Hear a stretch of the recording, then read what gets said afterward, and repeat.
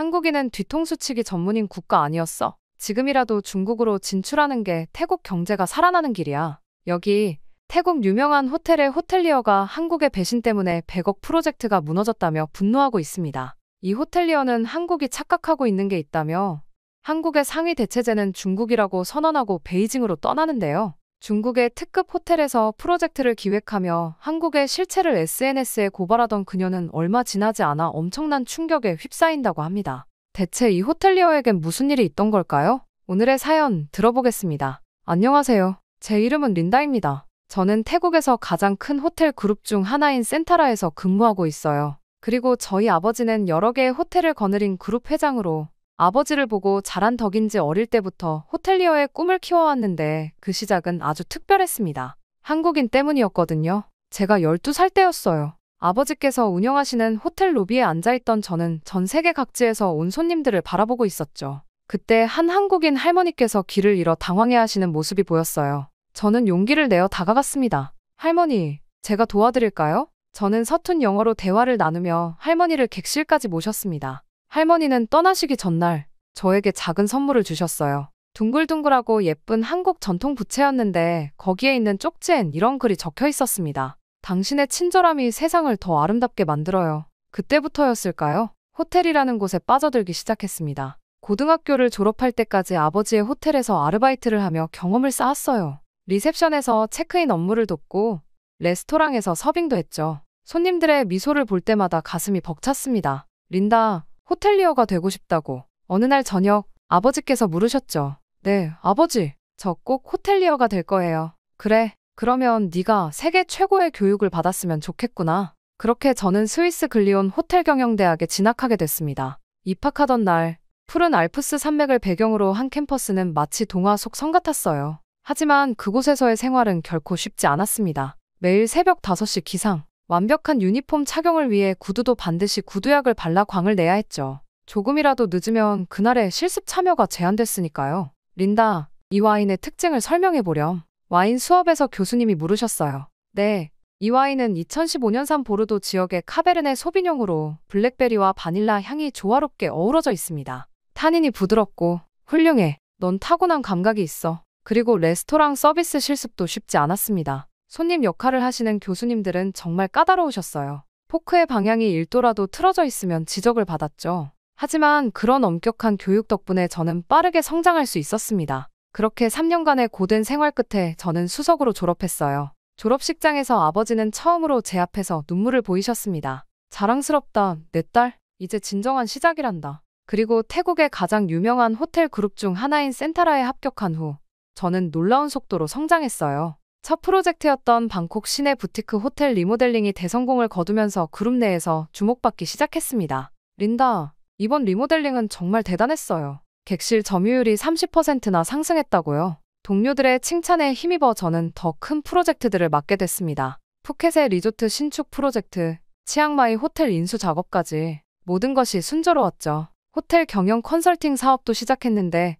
놀랍게도 1년 만에 연매출 3천만 달러를 달성했습니다. 그러던 어느 날 부사장님께서 저를 호출하셨어요. 린다, 서울에 새로 오픈할 특급 호텔 프로젝트 총괄을 맡아주었으면 하는데. 서울 프로젝트라니요? 한국은 지금 관광 산업이 급성장하는 시장이야. 우리 그룹의 미래가 걸린 중요한 프로젝트지. 한국이라니. 가슴이 두근거렸습니다. 어릴 적 그 할머니도 생각이 났어요. 그렇게 한국의 호텔 산업을 연구하면서 많은 것을 배웠어요. 그들의 체계적인 시스템, 완벽을 추구하는 서비스 정신, 모든 것이 감탄스러웠죠. 하지만 행복은 오래가지 않았습니다. 어느 날 아침 한 통의 전화가 걸려왔어요. 린다님, 큰 문제가 생겼습니다. 서울 프로젝트 담당자의 목소리가 떨렸어요. 비자 심사가 갑자기 강화되어서. 네? 무슨 말씀이신가요? 순간 머리가 하얘졌습니다. 수개월간 준비해온 프로젝트가 무산될 위기에 처한 거예요. 태국 내에서 벤코리아 시위가 격해지고 있었고 SNS에서도 이미 반한 정서가 들끓었습니다.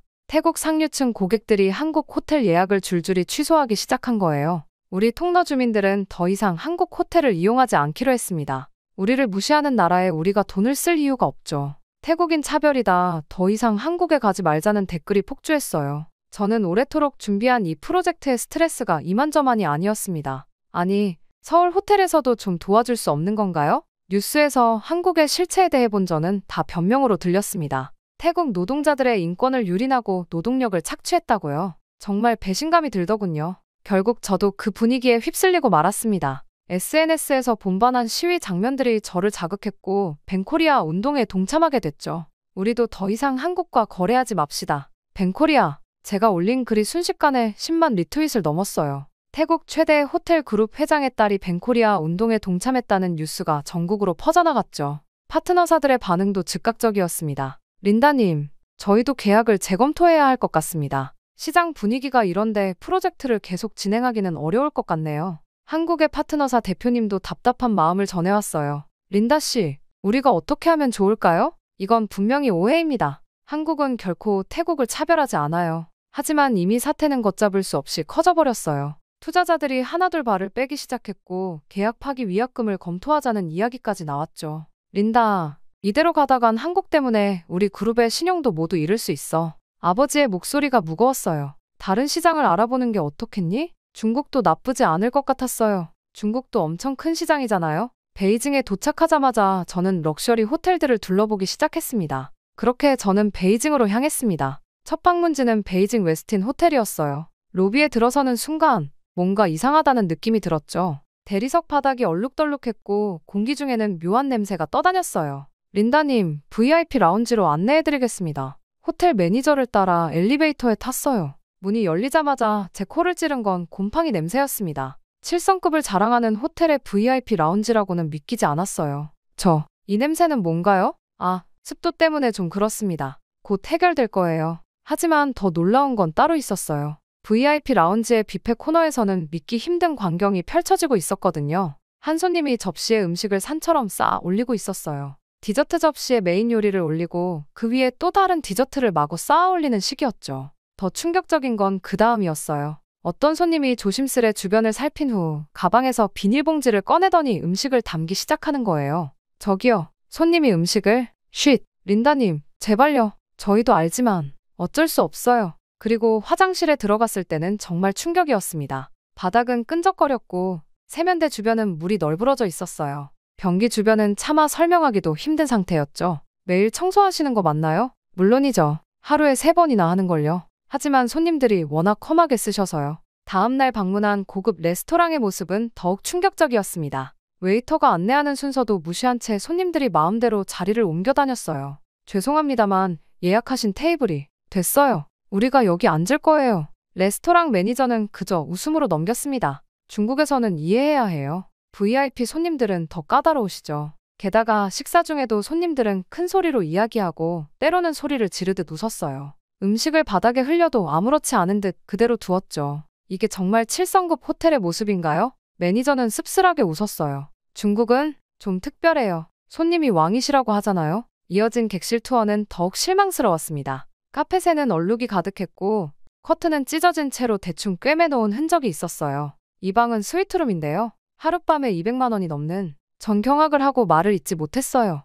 침대 시트는 구겨져 있었고 베개에서는 묘한 냄새가 났거든요. 아, 이건 방금 전 손님이 체크아웃하신. 청소는요? 곧 할 거예요. 지금은 직원들이 다른 층을 청소하느라. 변명이었죠. 이틀 동안 베이징의 여러 특급 호텔을 둘러보았지만 상황은 비슷했어요. 호텔마다 같은 문제가 반복됐습니다. 마지막 날, 한 호텔의 조식 뷔페에서 결정적인 장면을 목격했습니다. 어떤 손님 일행이 테이블에 음식을 엎지른 거예요. 이런, 더러워졌잖아. 그런데 그들은 테이블볼을 들어 올려 바닥에 던져버렸어요. 그리고는 마치 아무 일도 없었다는 듯이 새 테이블볼을 요구했죠. 호텔 직원들은 마치 일상적인 일인 것처럼 대응했어요. 아무 말 없이 테이블볼을 갈아주고 음식을 다시 세팅해 주었죠. 저는 그 자리에서 바로 호텔을 나왔어요. 더 이상 볼 필요가 없었거든요. 택시를 타고 공항으로 향하면서 깊은 생각에 잠겼습니다. 중국이 정말 내가 원하는 시장일까? 이런 곳에서 우리의 브랜드 가치를 지킬 수 있을까? 한국이랑 너무 다르잖아.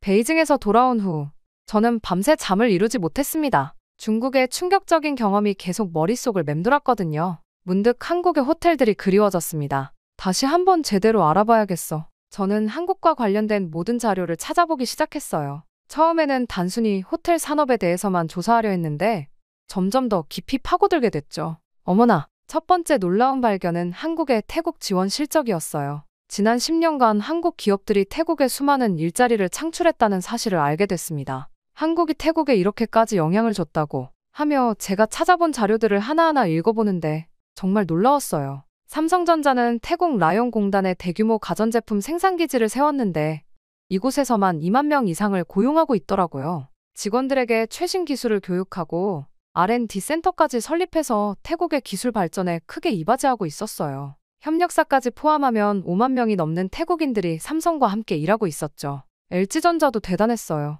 아마타시티 공단에 있는 대형 생산시설에서 1만 명 가까이 고용하고 있었고 협력사까지 하면 3만 명이 넘는 일자리를 만들어냈더라고요. 특히 태국 가전산업의 기술 수준을 높이는 데 크게 기여했다고 해요. 현대자동차가 태국 자동차 산업에 미친 영향은 더욱 놀라웠어요. 부품 공장들을 세우면서 태국의 자동차 부품 산업이 현대화됐고 현지 부품업체들에게 기술을 전수하면서 태국 자동차 산업의 수준을 한 단계 끌어올렸다고 하더라고요. 의료 시스템도 정말 인상적이었어요. 방콕의 유명 병원들이 한국의 진료예약 시스템을 도입했는데 환자 만족도가 크게 높아졌대요. 게다가 한국식 건강검진 센터를 들여오면서 태국인들의 건강관리 문화도 많이 바뀌었고요. 특히 감동적이었던 건 노인복지 분야예요. 한국의 실버타운 모델을 배워와서 태국에 적용했더니 큰 성공을 거뒀대요. 방문 요양 서비스나 노인 돌봄 프로그램 같은 것들이 태국 노인분들의 삶의 질을 크게 높여줬다고 해요. 이런 자료들을 보면서 제가 얼마나 한국을 잘못 이해하고 있었는지 깨달았어요.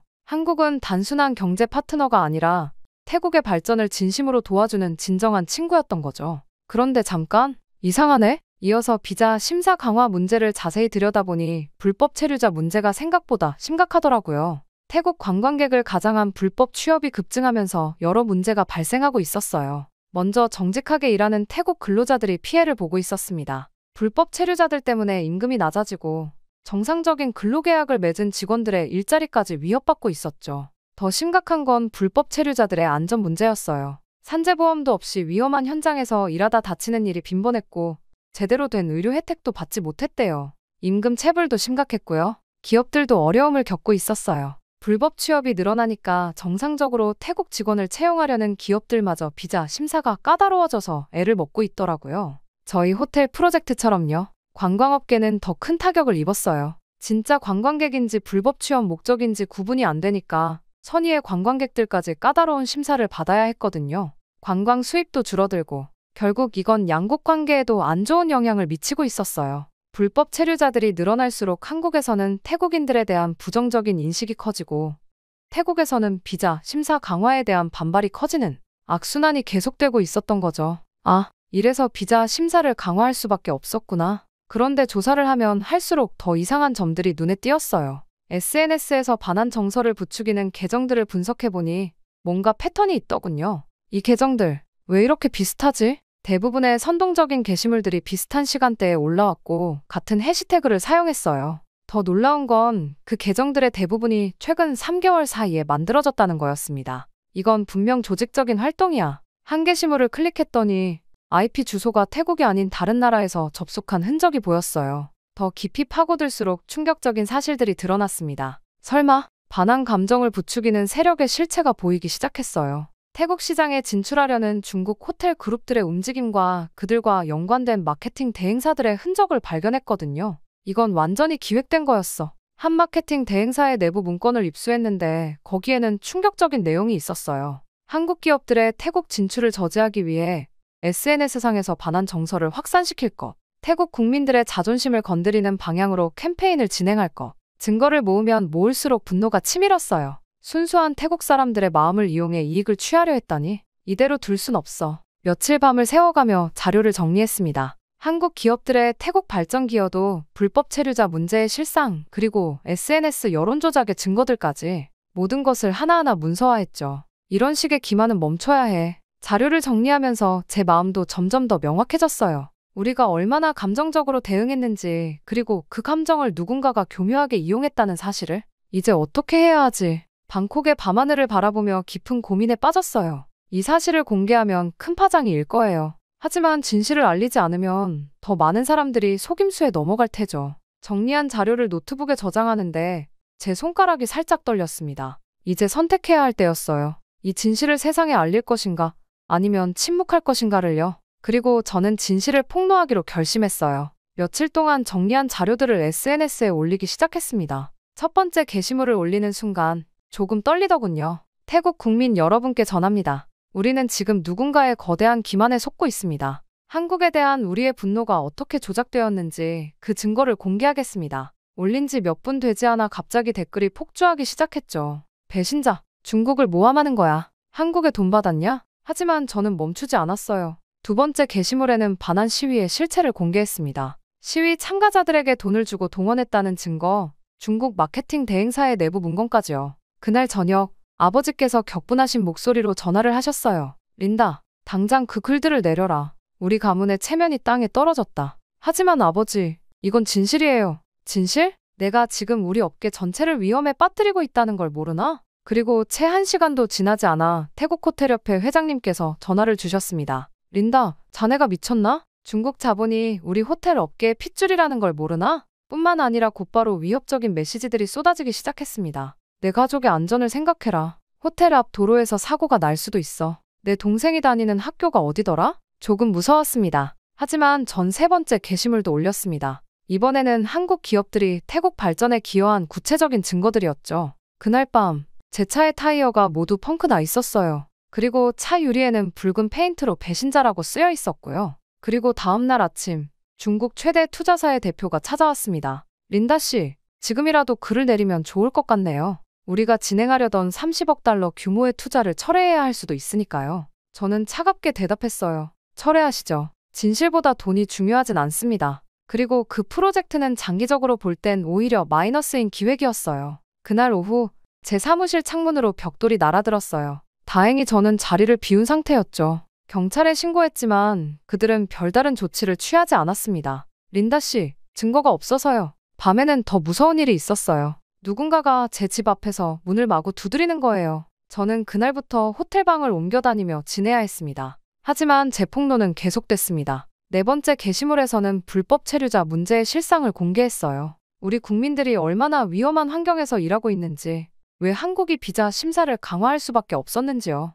그때부터였을까요? 정체를 알 수 없는 검은 차가 저를 미행하기 시작했어요. 휴대폰으로 걸려오는 협박 전화도 시간마다 계속됐죠. 린다, 내 목숨이 아깝지 않나? 곧 크게 다칠 거야. 관짝 사이즈를 잴까 하는데. 그날 이후 저는 혼자서 모든 것을 해결해야 했습니다. 가족들은 저를 외면했고 친구들은 연락을 끊었어요. 재계에서는 제 이름이 금기어가 됐죠. 하지만 이상하게도 제 마음은 너무나 평화로웠습니다. 마지막 게시물을 올리면서 이렇게 적었어요. 협박해도 소용없습니다. 제 목숨을 위협해도 진실을 막을 순 없어요. 우리 국민들이 알아야 할 진실이니까요. 한국에 대해서 많은 외국인들이 놀라는 것들이 또 있는데요. 특히 사업을 위해 한국에 방문한 외국인들이 감탄하는 회사가 있다고 합니다. 독보적인 업계 1위이면서 고객 만족뿐 아니라 지역사회 환원까지 세상에 도움이 필요한 곳에 아낌없이 나눔과 봉사를 실천하고 있어 더욱 놀라움을 자아내는데요. 바로 신차 장기 렌트 및 리스 회사인 KS 오토플랜입니다. 차량 구매뿐 아니라 기존 차량 처분까지 원스톱으로 처리가 가능한 건 물론 항상 고객님께 듣고 고객님으로부터 답을 찾아 고객님께 돌려드리는 기업을 표방하는 만큼 렌트와 리스 시 중도 해지를 원하시는 경우 고객님이 최대한 페널티를 적게 가지고 가시도록 체계화된 승계 부서를 운영하고 있습니다. 사람을 최우선으로 생각하는 회사답게 처음 회사를 시작하던 그 마음 그대로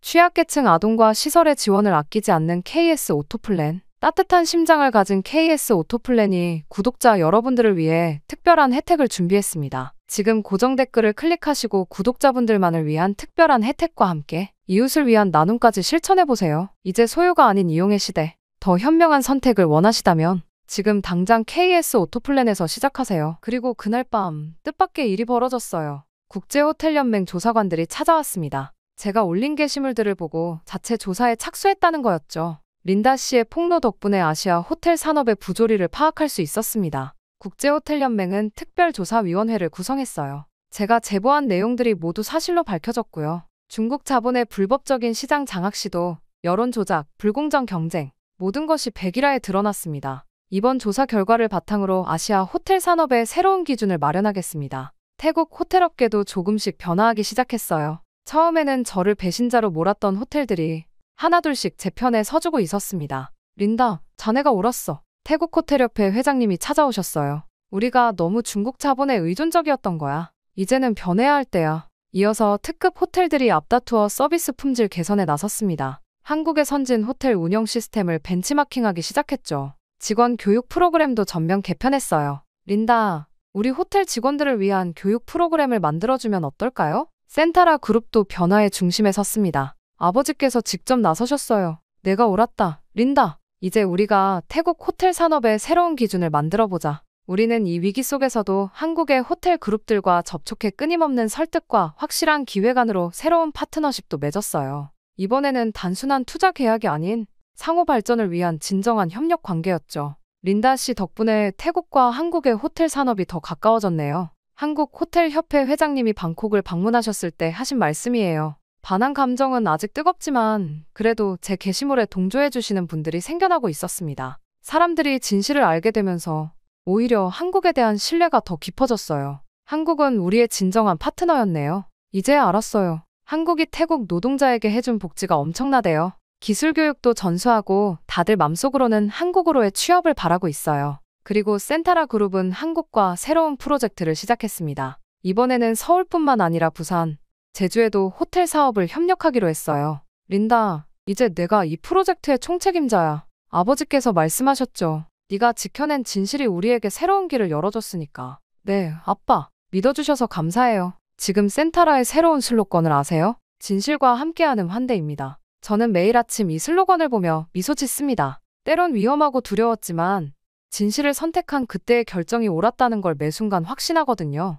환영합니다, 고객님. 이제 이 인사말에는 거짓 없는 진정성이 담겨 있어요. 우리는 더 이상 누군가의 조종이나 협박에 휘둘리지 않으니까요. 이것이 제가 꿈꾸던 진정한 호텔리어의 모습이었습니다. 한국인 시청자 여러분, 제 이야기는 여기까지입니다. 끝까지 들어주셔서 진심으로 감사드립니다. 처음 이 이야기를 시작할 때만 해도 제 가슴 한켠이 여전히 아팠어요. 그 힘들었던 순간들을 다시 떠올리는 게 쉽지만은 않았거든요. 하지만 이런 이야기들은 꼭 나눠야 한다고 생각했어요. 우리가 때로는 감정에 휘둘리고 편견에 사로잡히더라도 결국 진실 앞에서는 모두가 하나가 될 수 있다는 걸 보여주고 싶었거든요. 지금도 세계 어딘가에서는 누군가가 진실과 맞서 싸우고 있을 거예요. 그분들께 제 이야기가 작은 위로와 용기가 되었기를 바랍니다. 진실을 지키는 일은 외롭고 두려울 수 있어요. 하지만 그 길이 결국 우리 모두를 더 나은 곳으로 이끈다는 걸 저는 믿습니다. 다시 한번 귀한 시간 내어 제 이야기에 귀 기울여주신 여러분께 깊은 감사를 드립니다. 여러분의 일상에도 언제나 진실과 행복이 함께하기를 기도하겠습니다. 지금 이 사람들이 북한 사람들이라고 여기 한 영국의 저명한 언론사 여기자가 러시아 전쟁터에서 입수한 사진들로 인해 충격적인 진실을 확인했다고 합니다. 한국 분들이 제대로 알지 못하는 분들이 많을 것이라며 다급하게 사연을 전해왔는데요. 대체 어떤 사연인지 한번 들어보겠습니다. 안녕하세요. 저는 클라라 윌슨입니다. 저는 옥스퍼드 대학에서 국제정치학을 전공하고 지금은 영국 텔레그래프에서 10년째 기자로 일하고 있어요. 중동 특파원으로 시리아 내전을 취재했고 워싱턴 특파원으로는 미국 대선을 다뤘죠. 동아시아 담당 기자 시절에는 한국에서 2년간 머물며 한반도 문제를 깊이 있게 취재했습니다. 그리고 2022년 우크라이나 전쟁이 발발한 후 모스크바 특파원으로 자원했어요. 오늘 여러분께 들려드릴 이야기는 제가 모스크바에 부임한 지 3개월 만에 마주한 충격적인 진실에 관한 것입니다. 전쟁터에 숨겨진 또 다른 전쟁의 이야기, 그리고 그 속에서 희생된 이들의 진실을요. 제가 모스크바 특파원으로 부임한 지 3개월째였습니다. 두꺼운 코트를 여미며 트베르스카야 거리를 걸었죠. 매서운 겨울바람이 뺨을 때릴 때마다 한국에서의 따뜻했던 시간들이 자꾸만 떠올랐습니다. 아직도 교환학생으로 처음 한국에 도착했던 그날이 선명하게 기억나요. 인천공항에 내려 기숙사로 향하는 버스 안에서 느낀 설렘과 두려움이 아직도 생생해요. 그때 만난 룸메이트 지연이가 제 불안한 마음을 단숨에 날려버렸죠. 서툰 한국어로 대화를 나누면서도 우린 밤새도록 이야기를 나눴습니다. 마음이 정말 잘 맞아서 한국 생활이 외롭지 않았어요. 지연이가 K-팝 동아리를 추천해줬는데 나중엔 제가 더 푹 빠져버렸죠. 처음엔 춤도 못 추고 노래도 못했지만 동아리 친구들이 하나하나 가르쳐줬습니다. 연습실에서 밤늦게까지 안무를 맞추고 땀범벅이 되어 편의점 삼각김밥을 먹던 순간들이 그립니네요. 공연 준비할 때면 다들 지쳐 있었지만 서로 웃으며 격려했던 기억이 아직도 마음 한켠에 따뜻하게 남아 있습니다. 한국에서의 인연은 분명 제 인생의 전환점이었습니다. 돌아보면 매 순간이 선물 같았죠. 시험 기간에 도서관에서 밤을 새우고 주말이면 한강에서 치맥을 즐기고 명절에는 지연이네 가족들과 함께 보냈어요. 한국인들의 따뜻한 정을 온몸으로 느낄 수 있었던 시간이었습니다. 이렇게 한국과 깊은 인연을 맺었기에 자연스럽게 한반도 관련 소식들을 놓치지 않고 취재해왔어요. 런던에 있을 때부터 동아시아 담당 기자로 일했습니다. 노트북 화면에 떠있는 기사들을 하나씩 훑어보았어요. 전쟁 소식들이 대부분이었죠. 민간인 사상자 수, 폭격으로 파괴된 도시들, 전선의 이동 상황. 우크라이나 전쟁이 시작된 이후로 모스크바의 공기도 한층 무거워졌고 사람들의 표정도 어두워졌습니다. 그러다 눈에 들어온 한 줄의 기사 제목이 내 시선을 붙잡았어요. 우크라이나 전선에서 목격된 북한군 사망자들. 실체는?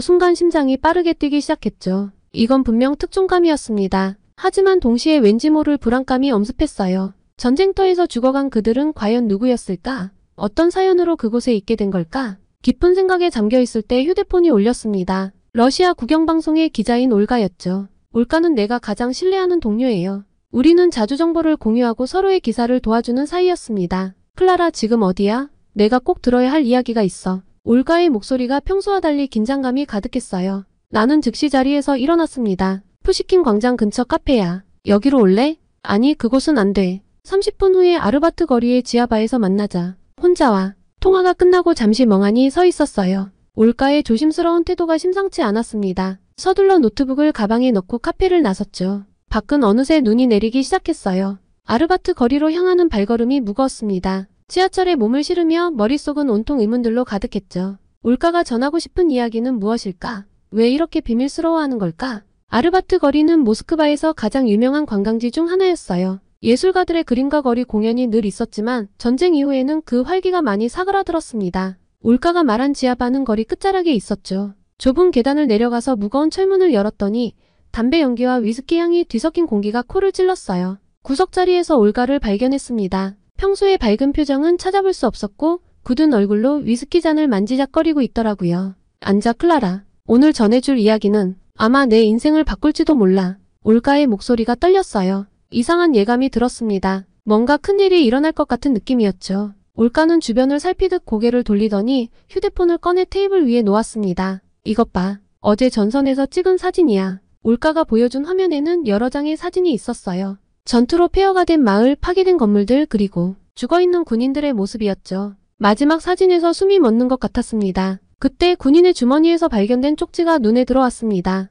바로 한글로 쓰여진 내용이었어요. 어머니, 죄송합니다. 동생을 잘 부탁드립니다. 단순한 유서가 아니었습니다. 그 안에는 깊은 절망과 후회, 그리고 가족을 향한 애틋한 마음이 담겨 있었어요. 이 사진들은 우크라이나 하르키우 근교에서 찍은 거야. 올가가 낮은 목소리로 말했죠. 북한에서 온 군인들이 러시아군과 함께 작전을 수행하다가 사망했대. 하지만 이상한 점이 많았어. 올가의 말에 귀를 기울였습니다. 사망한 군인들의 소지품에서 나온 물건들이 평범한 군인들의 것과는 달랐대요. 대학 학생증, 연구소 출입증 같은 것들이었습니다. 그들은 진짜 군인이 아니었던 겁니다. 내가 아는 정보원이 있어. 이 일에 대해 더 자세히 알고 있는 사람이야. 올가가 속삭이듯 말했죠. 탈북한 전직 군관이야. 지금 당장 만날 수 있을 거야. 같이 가볼래? 밤늦은 시간, 저희는 모스크바 외곽의 한 아파트 단지로 향했습니다. 올가의 차 안에서 바라본 도시의 방거리는 평소와 다르게 느껴졌어요. 마치 도시 전체가 무거운 비밀을 감추고 있는 것 같았죠. 아파트는 오래되고 낡은 건물이었습니다.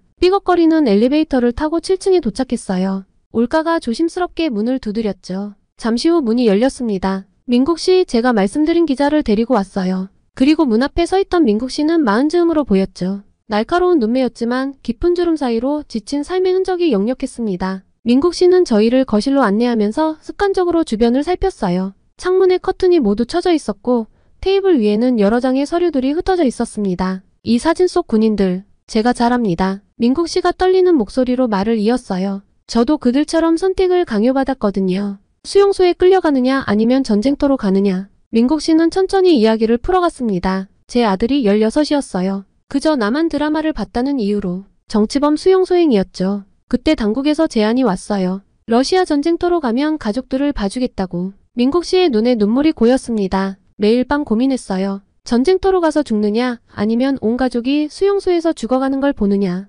그런데 어느 날 아들이 제 손을 잡더니 이렇게 말하는 거예요. 아버지, 저 때문에 죽으시면 안 돼요. 그 순간 제 가슴이 찢어지는 것 같았죠. 결국 저희 가족은 탈북을 선택했어요. 하지만 모두가 그럴 수는 없었죠. 이 사진 속의 청년들처럼 이 사람들은 가족을 지키기 위해 죽음의 길을 택할 수밖에 없었습니다. 민국 씨는 서류 뭉치를 꺼냈어요. 여기 보세요. 김성현, 23, 평양과학기술대학교 물리학과 졸업반이었어요. 동생이 외국 영화를 봤다는 이유로 이영호 25 청진이대 본가 4학년이었죠. 어머니가 중국에 있는 친척과 통화했다는 이유로 그들은 모두 꿈이 있었어요. 미래가 있었죠. 러시아군들은 이들을 총알바지로 썼습니다. 전투 경험도 없는 그들을 가장 위험한 전선에 배치했죠. 하루도 편히 잠들 수가 없었어요. 포탄 소리에 떨고 동료들이 죽어나가는 걸 보면서 민국 씨의 어깨가 떨렸습니다. 어제도 소식을 들었어요. 저와 함께 복무하던 21살 청년이 전사했대요. 의대생이었던 친구였죠. 어머니의 병원비를 해결하기 위해 이 길을 택했다고 했는데 민국 씨의 이야기를 들으며 온몸이 무거워졌습니다. 이건 단순한 전쟁 피해자의 문제가 아니었죠. 더 깊고 어두운 인권 유린의 현장이었습니다. 부탁드립니다. 민국 씨가 제 손을 잡았어요. 이 이야기를 꼭 세상에 알려주세요. 지금도 수많은 청년들이 이런 선택을 강요받고 있습니다. 그들의 죽음이, 그들의 희생이 헛되지 않게 해주세요. 올가와 눈이 마주쳤습니다. 이 이야기를 보도하는 건 분명 위험한 일이 될 거예요. 하지만 저희는 알았죠.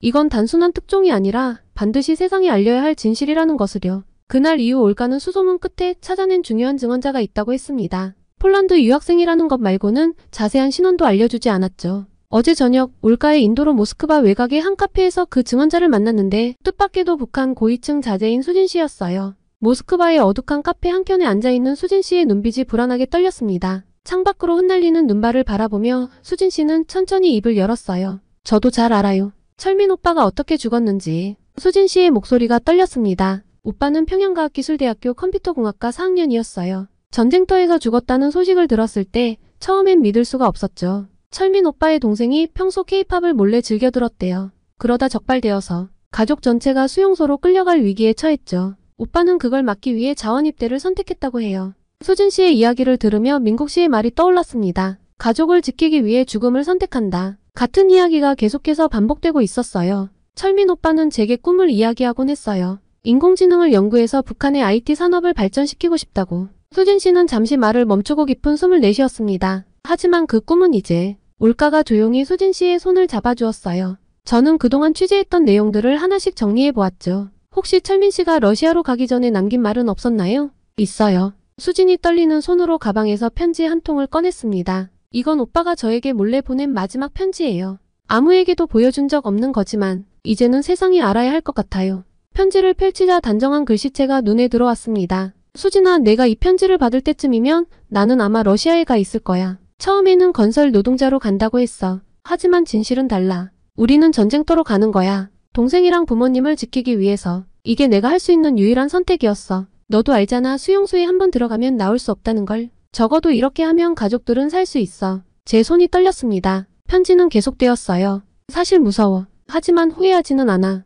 단 한 가지 마음이 아픈 건 동생이 자책할까봐 걱정이야. 케이팝을 좋아한 게 무슨 큰 죄라고. 우리나라가 언제쯤 달라질 수 있을까? 수진아, 넌 폴란드에서 공부 열심히 해. 그리고 기회가 된다면 우리나라의 진실을 알려줘. 올가와 저는 서로를 바라볼 수밖에 없었어요. 수진 씨는 눈물을 훔치며 이야기를 이어갔습니다. 철민 오빠가 떠나고 얼마 안 돼서 소식을 들었어요. 하르키우 근교에서 전사했다고. 시신도 제대로 수습하지 못했대요. 북한에 있는 가족들은 아들이 영웅적으로 전사했다는 소식만 들었겠죠. 수진 씨의 어깨가 떨렸습니다. 이게 다 제 잘못 같아요. 제가 먼저 오빠한테 케이팝을 알려줬거든요. 오빠가 동생한테도 들려줬나 봐요. 그게 이런 비극으로 이어질 줄은. 수진 씨의 잘못이 아니에요. 제가 단호하게 말했습니다. 이건 시스템의 문제예요. 음악을 듣는 것이 죽음으로 이어지는 건 너무나 부당해요. 수진 씨는 마지막으로 한 장의 사진을 꺼냈어요. 졸업을 앞둔 철민의 모습이었죠. 밝게 웃고 있는 청년의 모습에서 비극의 그림자는 찾아볼 수 없었습니다. 이 사진,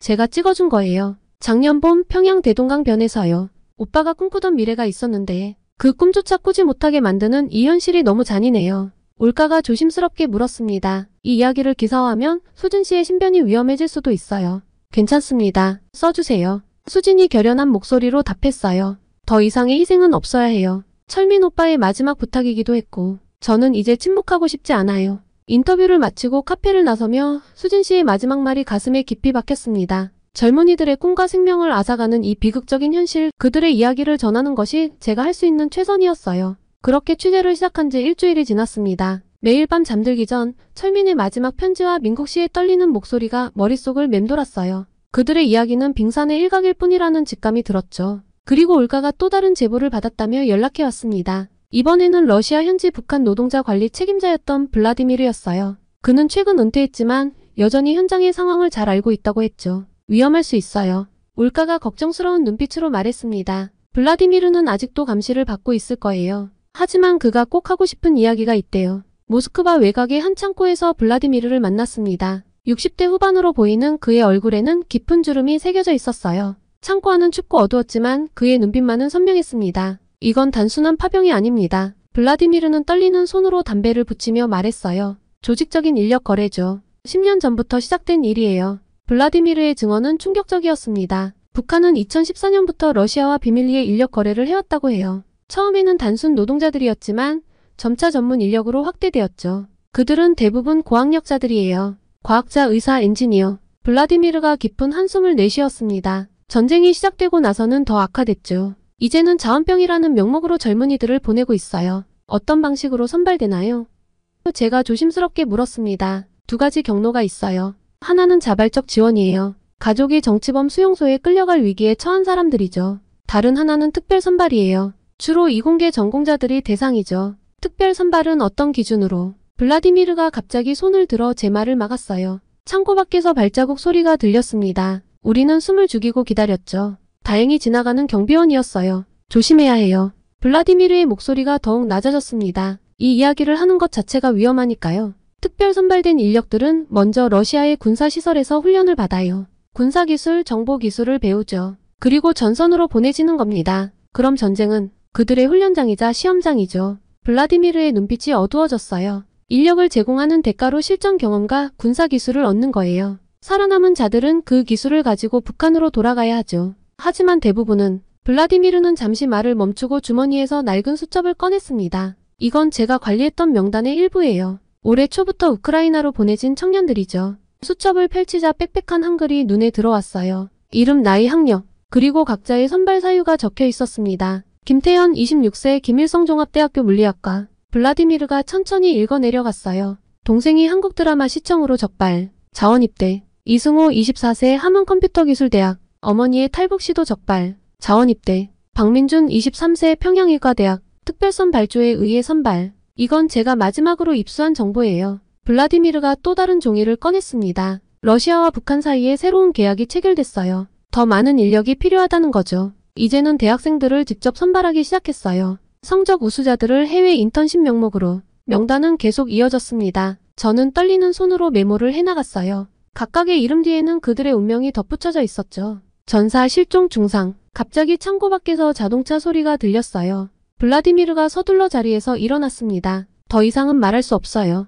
여기 있는 것도 위험해요. 그가 서둘러 수첩을 제 손에 쥐어주었죠. 이걸 가져가세요. 하지만 조심하세요. 당신을 감시하는 눈이 있을 거예요. 블라디미르는 서둘러 창고를 빠져나갔습니다. 저는 한동안 그 자리에 앉아 수첩을 바라보았어요. 그 안에는 수많은 젊은이들의 운명이 기록되어 있었죠. 그들의 꿈, 그들의 절망, 그리고 그들의 최후가. 블라디미르의 증언은 이 비극적인 인력 거래의 실체를 드러내는 결정적인 증거였습니다. 하지만 동시에 이 이야기를 세상에 알리는 것이 얼마나 위험한 일이 될지도 깨달았죠. 호텔로 돌아오는 길 올가가 조용히 말했습니다. 조심해야 해, 클라라. 이제 우리도 그들의 레이더에 걸렸을 거야. 저는 가방 속에 수첩을 꽉 쥐었습니다. 이제 돌이킬 수 없는 강을 건넌 것 같았어요. 하지만 이 이야기는 반드시 세상에 알려져야 했습니다. 수첩 속의 이름들, 그들의 운명이 헛되지 않도록 하기 위해서라도. 그 이후 블라디미르의 수첩을 분석하던 중 우연한 기회가 찾아왔습니다. 국제 NGO 국경 없는 의사회 소속 활동가 안나와의 만남이었어요. 올가가 그녀를 소개해줬죠.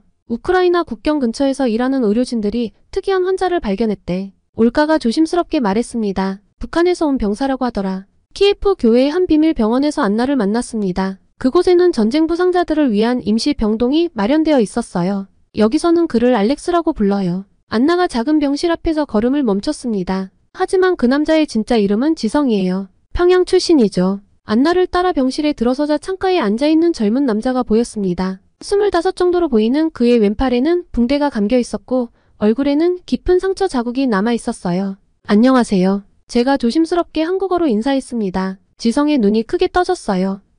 한국말을 하시나요? 아니요, 러시아 특파원입니다. 하지만 한국에서 오래 살았어요. 지성 씨는 잠시 망설이다가 입을 열었습니다. 저는 평양 출신입니다. 김책공업종합대학 전자공학과를 졸업했어요. 특별히 선발되어 러시아로 왔죠. 그의 이야기는 블라디미르의 증언과 정확히 일치했어요. 성적 우수자들을 대상으로 한 특별 선발. 러시아 군사시설에서의 훈련, 그리고 전선으로의 투입. 처음에는 군사기술을 배우는 줄 알았어요. 지성의 목소리가 떨렸습니다. 전자전과 사이버전 기술이었죠. 하지만 갑자기 우리를 전선으로 보냈어요. 제대로 된 전투 훈련도 없이. 지성 씨는 천천히 자신의 탈출 과정을 이야기했습니다. 매일 밤 도주 계획을 세웠지만 북한 감시원들의 눈을 피하기가 힘들었다고 해요. 무엇보다 북한에 있는 가족들이 걱정됐죠. 하지만 더 이상 견딜 수 없었어요. 지성의 손이 떨렸습니다. 매일 밤 동료들이 죽어나갔어요. 대부분이 저처럼 고급 인력들이었죠. 과학자, 의사, 엔지니어. 그들은 총알바지로 쓰였어요. 그리고 결정적인 순간이 찾아왔다고 합니다.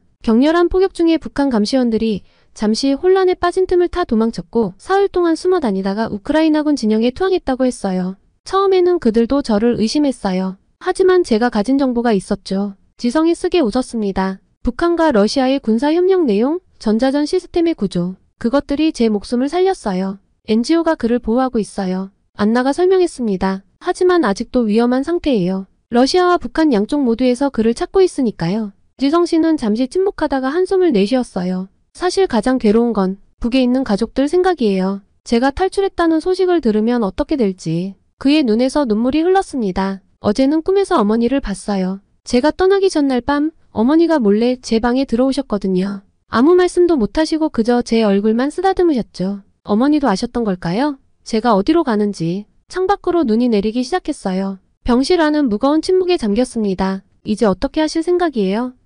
제가 조심스럽게 물었습니다. 아직 모르겠어요. 지성 씨가 창밖을 바라보며 말했습니다. 자유를 찾아 도망쳤지만 여전히 감옥에 갇혀 있는 것 같아요. 우리 가족이, 우리 민족이 이렇게 갈라져 있으니까요. 안나가 조용히 말했습니다. 지성 씨의 증언이 세상에 알려지면 뭔가가 달라질까요? 모르겠어요. 지성 씨가 쓴웃음을 지었습니다. 하지만 최소한 저처럼 끌려온 사람들의 진실이 알려질 수 있겠죠. 그들도 모두 가족이 있고 꿈이 있었다는 걸, 그저 전쟁터의 숫자가 아니었다는 걸. 병실을 나서는 길에 지성 씨가 제 손을 잡았어요. 이런 말씀드리기 조심스럽지만 혹시 나중에 우리 어머니를 만나실 기회가 있다면 제가 잘 지내고 있다고 그리고 죄송하다고 전해주세요. 밖으로 나올까 거리며 생각했습니다. 지성의 이야기는 단순한 탈북병사의 증언이 아니었어요. 그것은 분단된 한반도의 비극이 우크라이나 전쟁이라는 또 다른 비극과 만나 만들어낸 이야기였죠. 클라라, 올가가 제 어깨를 토닥였습니다. 우리가 할 수 있는 일을 하자. 그들의 이야기를 전하는 것, 그게 우리가 할 수 있는 최선이야.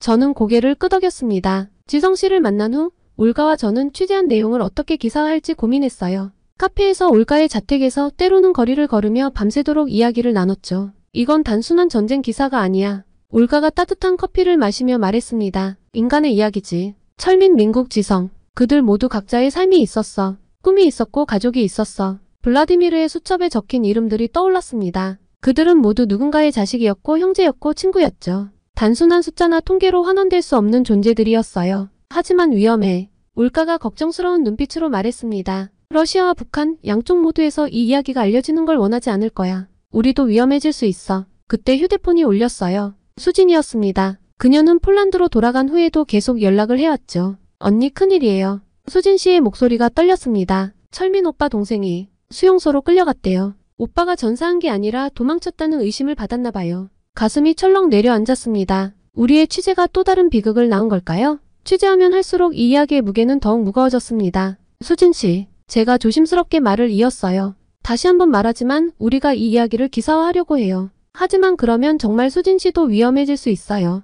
괜찮아요. 수진 씨의 목소리가 단단해졌습니다. 이제는 모두가 알아야 해요. 더 이상의 희생은 없어야 해요. 철민 오빠가. 그리고 지금도 전선에서 죽어가는 다른 오빠들이 바란 것도 그거였을 거예요. 전화를 끊고 올가를 바라보았습니다. 그녀도 같은 생각을 하고 있었나 봐요. 우리가 할 수 있는 최선을 다하자. 올가가 결연한 목소리로 말했습니다. 이건 단순한 스쿠프가 아니야. 진실을 알려야 해. 다음 날 우리는 기사 작성을 시작했습니다. 블라디미르의 수첩, 민국 씨의 증언, 지성의 이야기, 수진이 들려준 철민의 마지막 편지까지 모든 퍼즐을 맞추기 시작했어요. 전쟁의 또 다른 희생자들, 우크라이나 전선의 북한 청년들, 우리는 이런 제목을 달기로 했습니다. 한반도의 분단이 만든 비극이 이제 우크라이나 전쟁으로 이어졌습니다. 그들은 2번, 3번 희생되고 있었어요. 분단으로, 전쟁으로, 그리고 침묵으로. 기사를 완성하고 나서 올가와 저는 모스크바 외곽의 작은 성당을 찾았습니다. 그곳에서 우리는 촛불을 켰어요. 철민을 위해, 지성의 가족을 위해,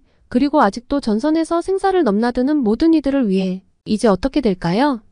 올까가 물었습니다. 모르겠어요. 제가 답했습니다. 하지만 적어도 그들의 이야기는 남을 거예요. 누군가는 기억할 거예요. 성당을 나서는 길 눈이 더욱 거세게 내리고 있었습니다. 문득 한국에서의 시간이 떠올랐어요. 룸메이트 지연이와 함께했던 따뜻한 시간들. 그때는 몰랐죠. 제가 이렇게 한반도의 아픔을 전하게 될 줄은. 그날 밤에 호텔방에서 마지막 원고를 검토하며 생각했습니다. 이 기사가 세상에 알려지면 무엇이 달라질 수 있을까? 어쩌면 아무것도 달라지지 않을지도 모릅니다. 하지만 우리는 해야 했어요. 진실을 전하는 것, 그들의 이야기를 기억하는 것. 그것이 우리가 할 수 있는 최선이었으니까요. 보도되면 큰 파장이 있을 거예요. 편집장이 마지막 검토를 마치며 말했습니다. 네, 알고 있습니다. 제가 답했어요. 당신도 위험할 수 있어요. 괜찮습니다. 이건 제가 해야 할 일이니까요. 저는 사무실을 나서며 마지막으로 원고를 읽어보았습니다. 마지막 문장에서 잠시 멈췄어요. 그들은 전쟁터에서 쓰러져간 무명의 군인이 아니었다. 그들은 꿈이 있었고 사랑하는 가족이 있었으며 돌아가고 싶은 고향이 있었다. 우리는 기억해야 한다. 한반도의 비극이 우크라이나의 전쟁터에서 또 다른 비극으로 이어진 이 현실을, 그리고 침묵 속에서 희생된 그들의 이름을. 밖으로 나오자 찬바람이 뺨을 스쳤습니다. 하지만 이상하게도 마음은 따뜻했어요. 어쩌면 이것이 시작일지도 모른다는 생각이 들었습니다. 진실을 말하는 것으로부터 시작되는 작지만 의미 있는 변화의 시작이요. 이제 저는 다시 거리로 나가 새로운 진실을 찾아 나설 것입니다. 전쟁은 아직 끝나지 않았고 누군가는 계속해서 그 속에서 희생되고 있으니까요. 여러분께 전한 이 이야기는 전쟁이라는 거대한 소용돌이 속에 가려진 작은 진실들에 관한 것이었습니다. 우크라이나 전선에서 쓰러져간 북한의 젊은이들, 그들의 꿈과 절망, 그리고 남겨진 가족들의 이야기를요. 긴 시간 제 사연을 들어주신 여러분께 깊이 감사드립니다.